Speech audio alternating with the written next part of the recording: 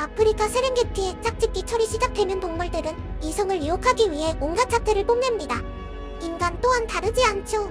도시라는 거대한 세렝게티 속에서 먹이를 찾아 산기슭을 어슬렁거리는 하이에나처럼 우리는 이성을 유혹하기 위해 노력하게 됩니다. 하지만 생태계가 늘 그렇듯 자발적이든 비자발적이든 이성을 쟁취하는 그 점차 생존의 과정에서 밀려난 수컷들이 있었으니 우리는 그들을 가리켜 모태솔로 혹은 동정남이라 부릅니다.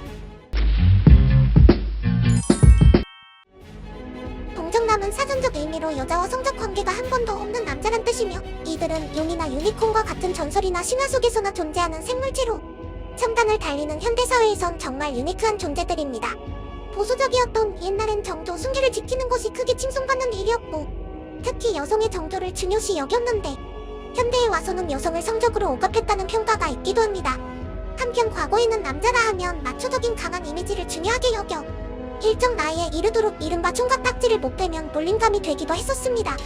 과거에는 동네에서 가해자를 알 수 없는 성범죄가 발생하면 그곳에 거주하는 미혼성인 남성들이 용의 선상에 올라 줄줄이 경찰서에 끌려가 조사를 받기도 했을 정도였죠. 이야, 이건 뭐 너무 억울한데.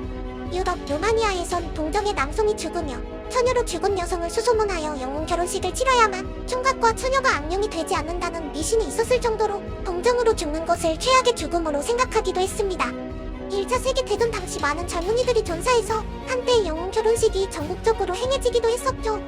결혼하지 못했거나 모태솔로 게다가 동정이기까지 했다면 비정상적인 취급을 받았고, 비혼 인구가 급증하는 요즘에도 동정남을 한심한 사람이나 예비 범죄자 혹은 어딘가 문제가 있는 사람으로 생각하며 이들을 바라보는 시선 또한 따갑습니다.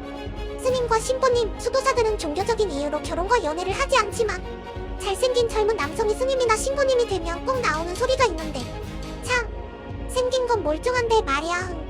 그래서 새로 부임한 신부님들 중에는 그들의 외모에 끌린 여성 신도들이 추파를 던지는 경우도 종종 있어서 괴로움을 호소하는 분들도 있다고 합니다. 종교인을 논외로 치더라도 동정남하면 크게 3가지 이유를 생각해볼 수 있는데, 첫째, 외모가 평균 이하인데 능력까지 없어서. 둘째, 외모가 평균 이하인데 능력까지 없고 이성에 대한 부담감이나 공포가 있어서. 셋째, 외모가 평균 이하인데 능력까지 없고 동성애자거나 성적 취향이 특이해서. 이외에도 스스로 원해서 자발적인 이유도 있고, 말 주변이나 사회성이 부족해서 비자발적인 동정남들도 있습니다. 그런데 말입니다.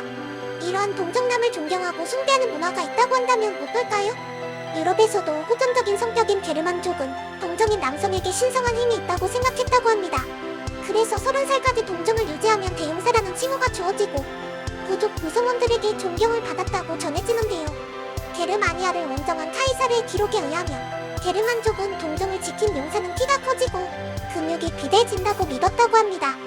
다른 한편으로 생각해보자면 아마도 아무리 강한 용사라 해도 남자라면 떨쳐내기 힘든 성욕을 이겨내고 동정을 유지했으니 그 어떤 용사보다 강한 정신력을 가졌던 것으로 평가했던 것 같습니다.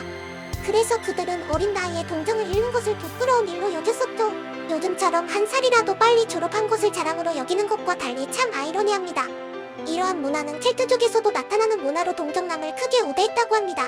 과거 17세기 조선시대에는 동정인 것을 자랑으로 여기는 문화가 한때 성행해서 성씨 뒤에 동정을 붙여 김동정, 최동정 등의 호칭을 사용했다고 전해지는데요. 종교나 설화에서도 동정은 신비한 힘을 준다고 믿어졌기 때문에 무협지에서 특정 도술이나 무공을 동정에 한해서만 쓸 수 있다는 설정이 많이 나오는 이유이기도 합니다.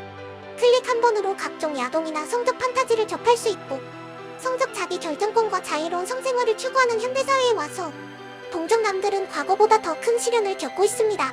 한국 특유의 패시브 발동으로 기업들도 경력직만 선호하듯 여성들도 경험 있는 남자를 선호하고 모쏠남은 극혐한다는 현실의 심신은 암울하기 그지없죠. 키 크고 잘생겼지만 모쏠의 동정이라 그에 따른 스트레스를 호소하는 사람도 있다고 하니 다양성이 존중되는 사회에서 이들이 놀림감이나 조롱의 대상이 되어선 안 된다고 생각합니다. 물론 자신의 의지와 상관없는 비자발적인 모쏠 동정들이 겪는 외부적인 조롱과 스스로 느끼는 비참함은 참담하기 그지없지만 이 역시 언젠가는 없어질 돌고 도는 사회 문화적 현상이라고 생각하며 어디에 가치를 두느냐의 문제일 뿐 좌절하거나 슬퍼할 문제가 아니며 누구의 잘못도 아닌 것입니다. 모술들이여 포기하지만 않는다면 언젠가 좋은 날이 올 것입니다. 용사 여러분들 힘을 냅시다. 다음 생엔 모두가 원빈, 장동건이 되는 세상을 생각해봅니다. 오늘도 도움되셨나요?